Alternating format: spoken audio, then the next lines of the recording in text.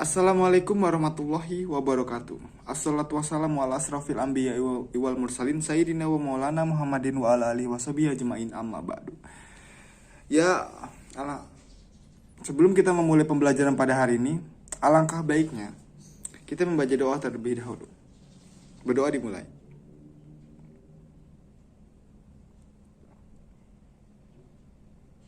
Ya, sebelum kita memasuki pembelajaran pada hari ini, kita absen dahulu. Yang pertama adalah Rasidah Ulfah, Wanda Safitri, Ahmad Maulana. Ya, Alhamdulillah semuanya hadir pada hari ini. Ya, pada pembelajaran hari ini, apakah ada yang tahu apakah pembelajaran pada hari ini tentang bab 2? Ya, pembelajaran pada hari ini ialah kunci kerukunan. Kunci kerukunan di dalam Islam itu sangat baik gitu. Untuk menjalin persahabatan, untuk menjalin silaturahmi, toleransi terhadap sesama agama dan sesama umat makhluk yang ada di bumi. Di Indonesia memiliki banyak suku, ras dari berbagai daerah. Dan di situ kita tuh harus saling percaya, saling mendukung, dan saling merangkul satu sama lain. Ya, yang ini adalah macam-macam dari sifat kerukunan. Yang pertama adalah toleransi, atau yang bisa disebut dengan tasamuh. Toleransi adalah diambil dari kata samaha yang berarti tenggang, rasa atau toleransi dalam bahasa Arab sendiri. Tasamuh berarti sama-sama berlaku baik, lemah lembut, dan saling pemaaf. Dalam pengertian secara istilah, tasamuh adalah sikap akhlak terpuji dalam pergaulan, di mana terdapat rasa saling menghargai di antara sesama manusia dalam batas-batas yang digariskan oleh agama Islam. Maksud dari tasamuh ialah bersikap menerima dan damai terhadap keadaan yang dihadapi. Misalnya, toleransi dalam agama ialah sikap saling menghormati tidak hak dan kewajiban antar agama. Tasamuh dalam agama bukanlah mencampur adukan keimanan dan ritual dalam agama, melainkan menghargai eksistensi agama yang dianut oleh orang lain. Jadi sifat toleransi ini harus kita amalkan, sangat kita amalkan. Seperti yang saya bilang tadi, di Indonesia banyak beragam suku, agama yang berbeda-beda. Jadi di mana kita tuh harus saling toleransi, saling menerima, tanpa harus adanya percekcokan di dalam suatu daerah gitu. Di situ kita harus saling menjaga toleransi kita, harus saling menghargai terhadap sesama manusia dan orang yang berbeda agama ataupun berbeda suku dan ras. Yang kedua adalah toleransi dalam agama Islam. Tasamuh ialah sikap yang mengarahkan kepada keterbukaan dan menghargai perbedaan. Perbedaan merupakan fitrah yang sudah menjadi ketetapan Allah Subhanahu wa taala dan seluruh manusia tak bisa menolaknya. Di sini Allah berfirman dalam Quran surah Al-Hujurat ayat 13. Hai manusia, sesungguhnya kami telah menciptakan kamu dari seorang laki-laki dan perempuan dan menjadikan kamu berbangsa-bangsa, bersuku-suku supaya kamu saling mengenal. Sesungguhnya orang yang paling mulia di sisi Allah ialah orang yang paling bertakwa di antara kamu. Sungguhnya Allah Maha mengetahui, Maha mengenal. Konsep tasamuh yang ditawarkan Islam sangatlah rasional dan praktis, serta tidak berbelit-belit, yaitu dengan mengenali, menghargai, terbuka dengan perbedaan. Namun apabila hubungan dengan keyakinan dan ritual agama Islam tidak mengenal kata kompromi, keyakinan umat Islam kepada Allah tidak sama dengan keyakinan para penganut agama lainnya. Begitu pula dengan ritualnya. Sebagai bukti bahwa tasamuh merupakan salah satu ajaran Islam adalah Allah melarang penganut mencela Tuhan dan agama manapun. Tanpa larangan tersebut, manusia akan saling memperolok jika berbeda keyakinan. Allah Subhanahu wa taala berfirman di Quras Al-An'am ayat 108. Dan janganlah kalian mencela orang-orang yang berdoa kepada selain Allah, yang menyebabkan mereka mencela Allah dengan mempermusuhkan dengan tanpa ilmu. Demikianlah kami menghiasi untuk setiap umat amal mereka. Lalu dia menghabarkan kepada apa yang mereka lakukan. Nah, di sini sudah sangat dijelaskan bahwa kita sebagai orang yang berbeda agama, kita tuh dilarang untuk saling mencela, karena itu akan memancing orang yang berbeda agama tersebut mencela agama kita. mencela Allah Subhanahu wa taala. Sama saja seperti kita yang mencela oleh Allah Subhanahu wa taala. Jadi kita tuh harus saling menghargai, saling merangkul dan saling menjaga satu sama lain dalam hal apapun itu. Dalam Islam, tasamuh berlaku pada semua orang tanpa mengenal perbedaan. Akan tetapi setiap orang memiliki perbedaan penerapan tasamuh. Ada yang masih belum terlatih melakukannya dan ada yang masih terlatih melakukannya. Untuk itu, Syekh Yusuf Qadrawi menjelaskan adanya 4 faktor yang mendorong sikap tasamuh. Yang pertama adalah keyakinan bahwa manusia itu makhluk mulia. Siapapun itu makhluk manusia itu sangat mulia. Walaupun dia kekurangan fisik, manusia tetaplah makhluk yang mulia. Karena di mata Allah kita itu sama. Tidak ada perbedaan. Karena setiap manusia itu memiliki kekurangan dan kelebihannya masing-masing. Yang kedua adalah perbedaan di dunia ialah realistis dan kehendak Allah. Perbedaan di dunia ialah realitas yang dikehendaki Allah Subhanahu wa taala. Jadi apapun yang ada di dunia ini, orang yang berbeda agama segala pun itu tuh Allah sudah mengkehendakinya dan Allah sudah merencanakan ataupun bilang takdir. Yang ketiga ialah Allah yang maha membuat perhitungan. Jadi tiada kuasa mutlak manusia untuk mendali kekafiran atau kesesatan seseorang. Nah, di sini sudah dijelaskan Allah yang membuat perhitungan. Jadi tidak kuasa mutlak manusia untuk mengadili kekafiran atau kesesatan orang lain. Jadi kita tuh tidak berhak untuk mengadili bahwa dia ini orang kafir, itu sangat tidak boleh. Karena yang mengetahui dia itu sesat, dia itu kafir, itu hanya Allah Subhanahu wa taala. Karena kita tidak tahu saat dia melakukan kesalahan mungkin dia bisa dibilang kafir. Tapi ada masanya dia tuh bertobat. Nah, di situ tuh kita tidak tahu kan saat dia bertobat. Jadi kita harus lebih saling menghormati dan saling menjaga perasaan orang lain aja. Yang keempat adalah keyakinan akan perintah Allah untuk berbuat adil dan mengajak kepada budi pekerja mulia. Nah, di sini kita disuruh untuk berbuat adil kepada sesama ataupun yang orang berbeda agama dan untuk mengajak kepada hal-hal kebaikan seperti itu. Dan kita memasuki pembahasan ketiga ialah membiasakan perilaku toleransi dalam kehidupan sehari-hari. Setelah mengetahui sikap tasamuh dalam Islam, kita dituntut untuk bersikap tasamuh. Sebagai contoh tasamuh dalam Islam yaitu pertama, di kota Madinah, Rasulullah Shallallahu Alaihi Wasallam tidak sungkan berdampingan dengan pribumi Yahudi maupun Nasrani. Nah, di sini Allah seorang Rasul bahkan tidak sungkan dan tidak malu ataupun tidak mencekcok atau apapun, melainkan Rasulullah pun saling berdampingan kepada umat Yahudi maupun Nasrani. Nah, di sini kita tuh bisa mengambil contoh bahwa kita tuh harus berdampingan kepada umat-umat yang berbeda agama. Yang kedua ialah ketika menaklukkan Jerusalem, Khalifah Umar radhiyallahu anhu tidak merusak tempat-tempat ibadah warga non-muslim dan pemeluk tetap diberikan kebebasan untuk menjalankan ritual agama. Nah, di sini saat Khalifah Umar bin Khattab radhiyallahu anhu memerangi Yerusalem, di situ sama sekali Umar tidak merusak ataupun tidak mengganggu orang-orang non-muslim ataupun tempat-tempat beribadah mereka. Karena kita tuh harus saling menghargai. Yang ketiga adalah Rasulullah Shallallahu Alaihi Wasallam memberi makan seorang beragama Yahudi yang buta dan miskin. Nah, ini ada dikisahkan bahwa Rasulullah sering sekali memberi orang buta ini makan setiap harinya. Bahkan orang buta Yahudi ini tidak menyukai Rasulullah. Dia selalu saja merendahkan Rasulullah Shallallahu Alaihi Wasallam di hadapan Rasulullah. Tapi apa yang Rasulullah berikan kepadanya? Dia malah terus memberikan makan setiap hari. Dia malah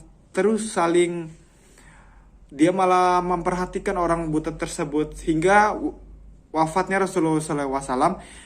Dia pun mencari kemana orang yang selalu memberikanku makan, di mana orang yang selalu menyuapiku makan dahulu. Saat itu Siddiq radhiyallahu anhu memberikannya makan, tetapi orang buta tersebut tahu ini bukan Rasulullah SAW. Sampai Siddiq pun radhiyallahu anhu memberitahukan bahwa orang yang selalu memberikanmu makan, orang yang selalu memberikanmu suapan itu adalah Rasulullah SAW. Dan disitulah orang buta Yahudi tersebut menjadi Islam tanpa harus ada paksaan ataupun tekanan di dalam di bawah Rasulullah SAW. Yang terakhir adalah ketika ada jenazah seorang Yahudi melintas di sebelah Rasulullah, dan para sahabat Rasulullah SAW berhenti dan berdiri. Kemudian seorang sahabat berkata, "Kenapa engkau berhenti ya Rasulullah, padahal itu adalah jenazah orang Yahudi?" Rasulullah SAW bersabda, "Bukankah dia juga manusia?" Nah, di sini Rasulullah bukan mempermasalahkan agama, tapi dia menunjuk bahwa itu tuh sesama manusia. Sesama manusia itu suci, sesama manusia itu tidak ada perbedaan. Kita tuh sama di mata Allah. Jadi kita tuh harus saling menghargai gitu nah. Ya, mungkin itu adalah sedikit dari sikap toleransi kepada umat beragama, suku, dan ras. Apakah ada yang ingin dipertanyakan? Ya, kita lanjut ke pembahasan selanjutnya adalah persamaan derajat atau musawah. Pengertian persamaan derajat atau musawah. Kata musawah berasal dari kata dasar sawa, yang berarti meratakan, menyamaratakan. Kata musawah secara bahasa berarti kesamaan dan ekualitas. Sedangkan secara istilah, musawah adalah sikap terpuji di mana memandang bahwa sikap manusia memiliki harkat dan martabat yang sama. Rasulullah SAW bersabda, yang berarti dari Abi Al-Yaman Al-Azhari menceritakan Al-Ataubi, sesungguhnya yang kehendak Nabi dalam hal ini adalah bahwa manusia adalah sama atau setara dalam nasab. Tidak seorang pun dari mereka memiliki kelebihan dari yang lainnya. Akan tetapi mereka serupa seperti 100 ekor unta yang tidak memiliki induk. Hadis riwayat Bukhari. Sikap musawah ini seringkali dipakai dalam bidang hukum guna menyamaratakan hukuman seorang dengan orang lain. Akan tetapi musawah sendiri dapat digunakan pada berbagai macam perilaku tertentu, semisal pendapat dari rakyat jelata perlu didengarkan selama pendapatnya logis dan berbobot. Khalifah Ali bin Abi Thalib pernah berkata, "Pandanglah perkataannya, bukan orangnya." Nah, jadi sini kita tuh di sana harus menyamaratakan seseorang, apapun itu agama, suku, rasnya. Karena di dalam hadis Khalifah Ali bin Abi Thalib berkata, "Pandanglah perkataannya, bukan orangnya." Nah, jadi kita tuh apa yang orang katakan itu baik kepada kita tuh harus mendengarkan dan usahakan untuk melakukannya. Jika itu baik, sebaliknya jika itu hal yang buruk, jangan diikuti. Karena kita tidak bisa memandang rendah seseorang hanya karena dia kekurangan fisik atau apapun itu. Yang selanjutnya adalah musawah dalam Islam. Menurut Muhammad Ali Al-Hashim, dalam Munhaj Al-Islam Al-Adalah wal Musawah ada beberapa perkaitan dengan prinsip musawah dalam ajaran Islam. Yaitu yang pertama, persamaan adalah buah dari keadilan dalam Islam. Tidak membeda-bedakan adalah buah keadilan dalam Islam. Yang kedua adalah setiap manusia sama derajatnya. Tidak ada pengistimewaan tertentu pada seorang terhadap orang lain. Maksudnya adalah tanggung jawabnya sama. Semua manusia memiliki tanggung jawab berdoa, sembahyang, melakukan ibadah, bersujud kepada Allah Subhanahu wa taala. Jadi semua manusia itu sama. Tidak ada yang berbeda. Yang ketiga adalah memelihara hak-hak non-muslim. Di antaranya adalah pemahaman perbedaan, keyakinan dan ritual agama. Yang keempat adalah persamaan derajat antara laki-laki dan perempuan dalam kewajiban agama dan lainnya. Maksudnya adalah dalam hak dan kewajiban, Islam menjadikan keduanya sama, yaitu dalam kewajiban-kewajiban agama, hak pribadi, martabat manusia, dan hak-hak sipil dan kekayaan. Yang kelima adalah persamaan sosial di masyarakat. Maksudnya adalah dalam kehidupan masyarakat, setiap orang baik kaya maupun miskin, pejabat ataupun rakyat, berada pada hak atau kewajiban yang sama meskipun implementasinya berbeda. Karena faktor otoritas di dalam mereka, pejabat pemerintah memiliki kewajiban untuk membuat undang-undang, sedangkan rakyat tidak berhak untuk membuat undang-undang.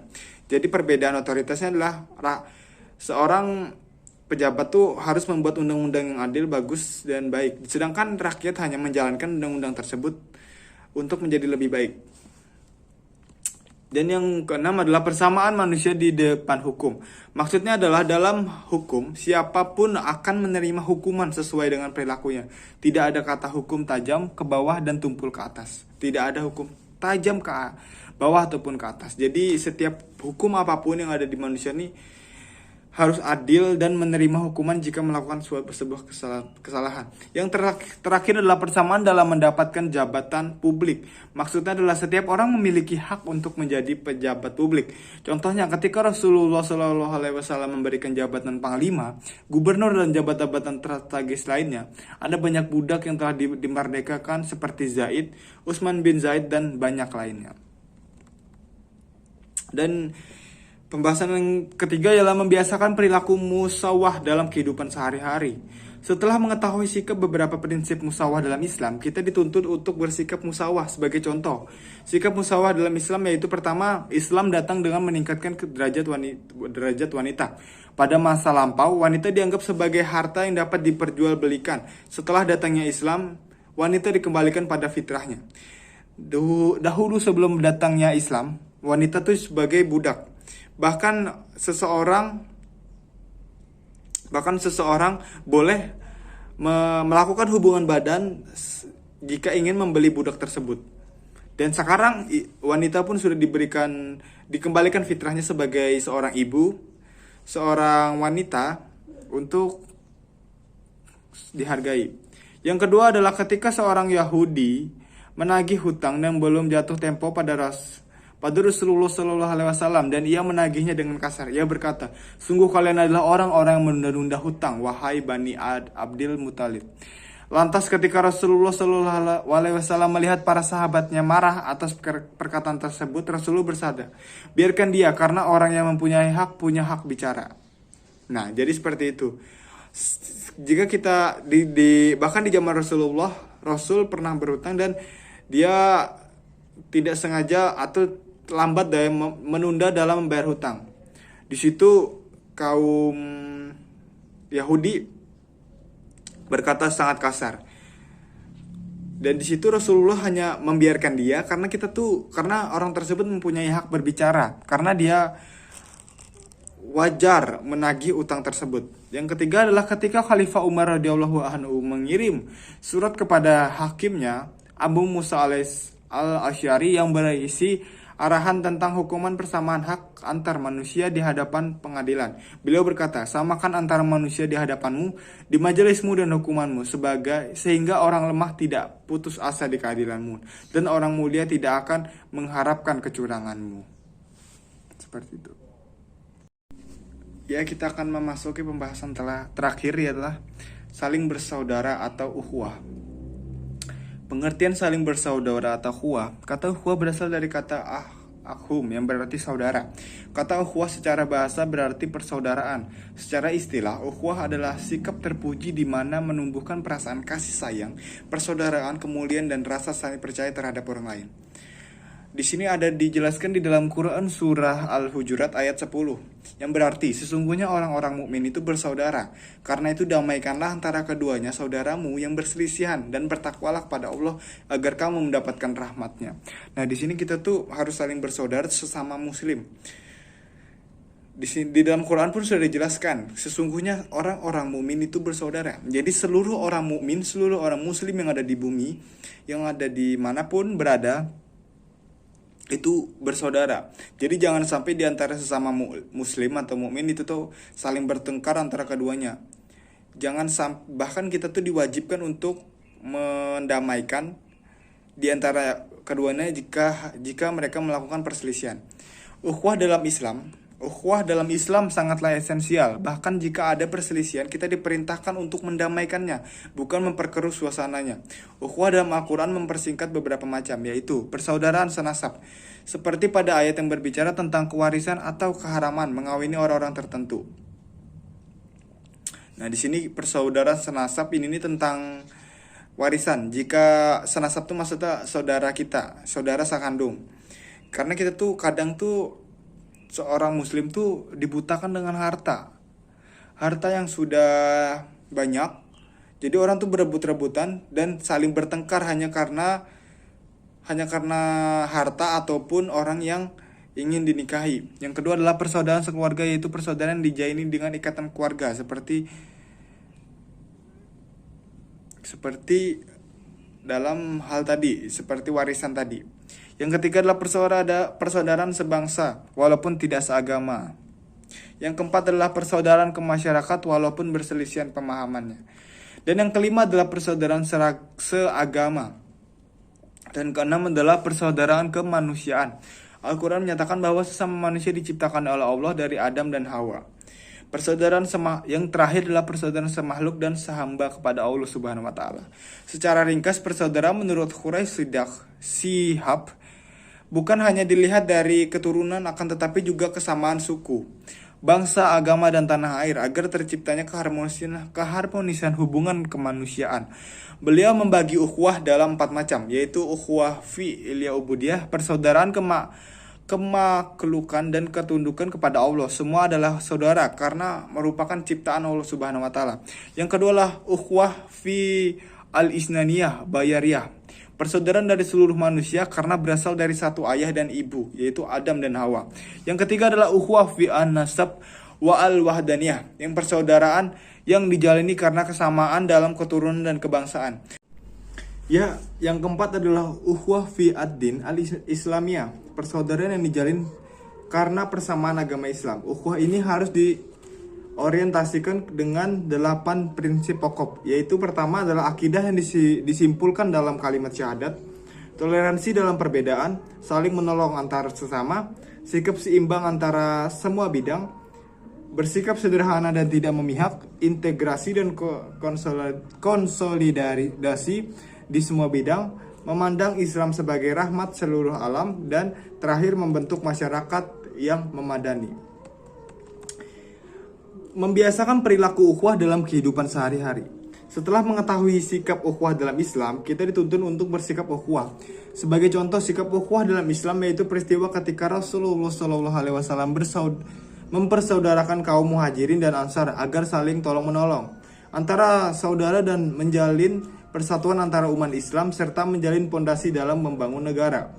Adapun untuk mencapai nikmat persaudaraan baik sesama manusia, bangsa ataupun agama, ada beberapa proses pembentukan persaudaraan ini, yaitu yang pertama ialah melaksanakan saling mengenal ta'aruf atau ta'aruf. Ta'aruf ialah usaha saling mengenal sesama manusia. Usaha ini untuk merupakan wujud implementasi dari perintah Allah Subhanahu wa taala.